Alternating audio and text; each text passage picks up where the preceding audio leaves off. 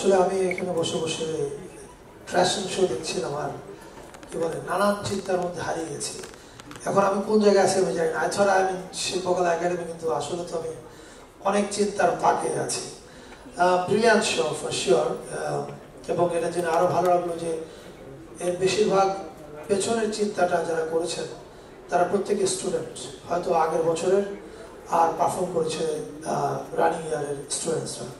This is amazing. এবং এটা দেখে বোঝা যাবে না যে এদের কারোরই আসলে এটা ঠিক প্রফেশন না, মানে ভিজুয়াল আর্ট বা নিউ মিডিয়াম আর্ট এগুলো নিয়ে তারা কাজ করে, ব্যাপারটা এরকম না। তারা আমার ধারণা জার্নালিজম আর মিডিয়া স্টাডিজ পড়ে, রাইট, নাকি অন্যান্য সাবজেক্ট আছে?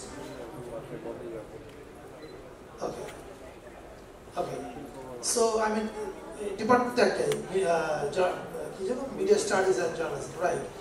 সো তার মানে এরা কেউই নিউ মিডিয়া আর্ট এডুকেশনের স্টুডেন্ট না, কিন্তু আপনি এদের কাজ দেখলে সেটা বুঝতে পারবেন না। Amazing, I mean performance was amazing,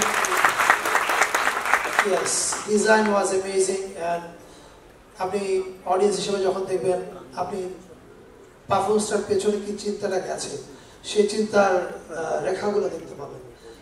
That really made it relatable and amazing. Thank you. আর আমার আর কিছু বলার নাই। এখানে প্রপাগান্ডা বিষয়ে দুইটা কথা বলতে চাই, বলে আমি চলে যাব।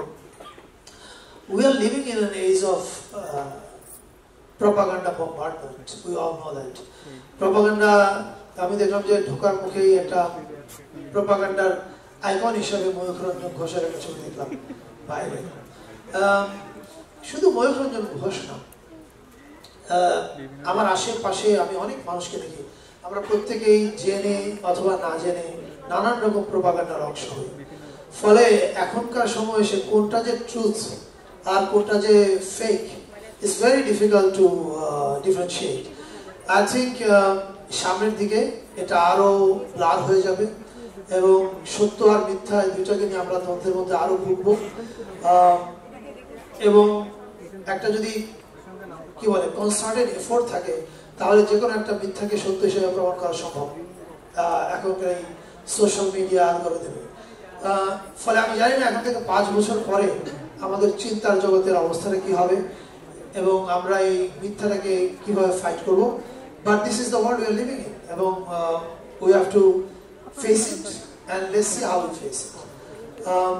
ইউরোপকে ধন্যবাদ এই প্রপাগান্ডা সাবজেক্টটাকে সামনে আনার জন্যে। আমি আগে জানতাম যে ফ্যাক্ট চেকিং নামে একটা অর্গানাইজেশন আছে, কিন্তু এটা যে ইউরোপের সঙ্গে অ্যাটাচ সেটা আমি আজকে জানলাম। So that is also brilliant initiative and kudos to Europe. Thank you everyone, and thank especially to everyone involved with this what do I say, trash and show. Thank you.